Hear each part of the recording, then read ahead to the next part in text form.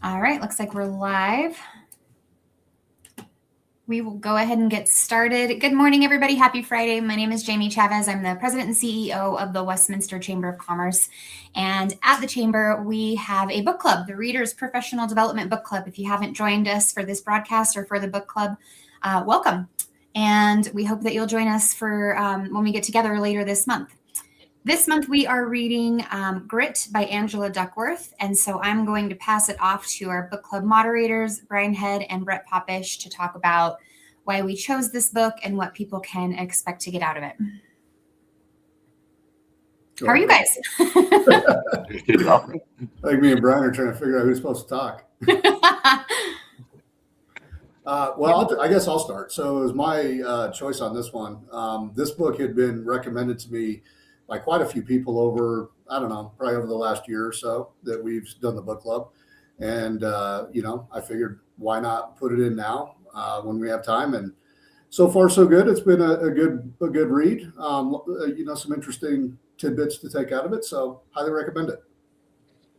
Yeah, I just started it this morning, actually, so I have not finished it, but it's good. I think right off the top, just she's kind of contrasting the belief that like talent is the root of success, and with the actual data that shows the people that are taking more shots and practicing their craft are the ones that are the most successful. So I think it's an important book. Brett suggested it, and it's funny because several people had told me about it leading up to that. So I'm enjoying it so far. I think it's an important lesson. It's a good reminder. We're about halfway through the year. Just sometimes about this time of year, it feels like work can be a grind or whatever. And so this is just a reminder that putting your head down and doing the job is important. Mm-hmm. Yeah. A couple things that have struck me so far. I'm about a third of the way through it, maybe a little more than a third. And they talk about talent and how the most talented aren't necessarily the most successful because they're not the most gritty.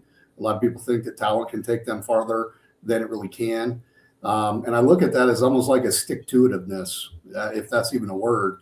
And I say that because some of the most successful people that I know, they're like you and I. I mean, they're nothing special necessarily, but they've had that one gene per se that just they keep going after or keep mastering their craft, regardless if they're not the most talented, they're not the best salespeople, whatever, maybe not the best business owner, but they become successful year over year over year and maintain that success just because they stick to what it is they're doing and they're not jumping from one thing to another.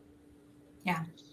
Yeah, she uses the example of spelling bee, kids doing spelling bees, and she sent out like a survey to the ones that qualified for like the national championship or whatever, and they filled out surveys about how they got there. And she was thinking, these are going to be high IQ kids or whatever, and it turns out they're the ones that just participated in the most spelling bees and practiced the hardest and that kind of thing. And if you think about it, that even just from a kid's perspective, it's probably it's tough getting up there in front of your peers and risking getting it wrong, but they just take that opportunity over and over, and that's how they find success.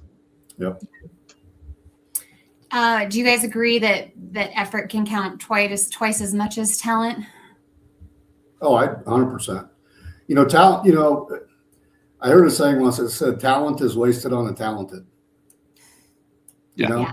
And it's nothing to say that, if you're talented, you're not going to be successful. But one of the issues that I think some people that have talent in a particular area have is they kind of coast, right? Because it's so easy. It comes so natural that you kind of coast. Whereas somebody that, has some talent but isn't the best is going to work harder at their craft. I mean, think of like Michael Jordan, for example, right? He gets cut, and I know there's stories about this, but he gets cut by his high school basketball coach because he was talented. Maybe he wasn't putting forth the effort that he needed to. And once he got that bit of a lesson, now it's like, okay, I'm going to put forth the effort. And he became one of the hardest working basketball players in the NBA of all time, right? And look what that propelled him to. So he had that talent factor, but also that work ethic, pushed him to that, which that's what grit is, or how Angela Duckworth identifies grit in this book. Yeah, absolutely. I think that this will be an exciting book club. This book, I'm excited to finish it. I think that I can get a lot out of it. Someone once accused me of being a jack of all trades, but never giving enough energy to one particular thing to get exceptionally good at it. And I can definitely see that in my life. It's been that way with guitar and several other things that I've had interest in, but not really stuck with. And so I'm excited to finish this book and see how I can use it to maybe, stick with some of those things that I've given up on in the past. Yeah. One thing I would say at the very beginning of the book, there's a grit quiz or a grit test. I think everybody should take that and bring those results to book club.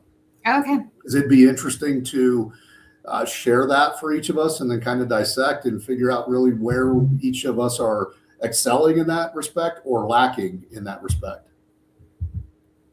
Yeah. So is that in the book, or is that like I want to say it's like it's got to be around like page 50 of the book, something like that, maybe even a little earlier than that. Okay. So it's towards the beginning of the book. Yeah. And so how do you guys think that grit that this book can help with folks coming to chat with us about it in their, in their business or in their leadership? I think, it's easy to, if things are going well, just kind of put it on autopilot and coast. And then, if things are rough, it's easy to give up or to do the parts of your job that maybe you enjoy more than others. And then, I think the people that maintain consistent long-term success are the people that day in and day out, do the work. If you go to the gym once, you're not going to be in great shape. If you go consistently every day, you might not see the results every overnight, but you're going to see them over time. Mm-hmm. And so I think it's just a reminder. It's not any kind of profound new concept, but sometimes reading a book like this just kind of reminds you of what you already know, and encourages you to buckle down and get after it. Yeah.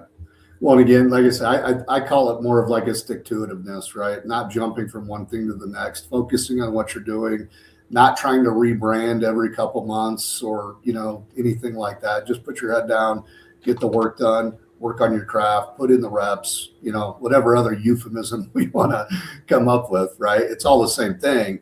But I feel like, especially now that we're almost halfway through the year, I think it, just like you said, Bryan, I think it's a timely book for what we're doing, because it's easy this time of year to like jump ship and start a new project, rebrand, figure something else out. And so I think we're gonna have a good time at book club.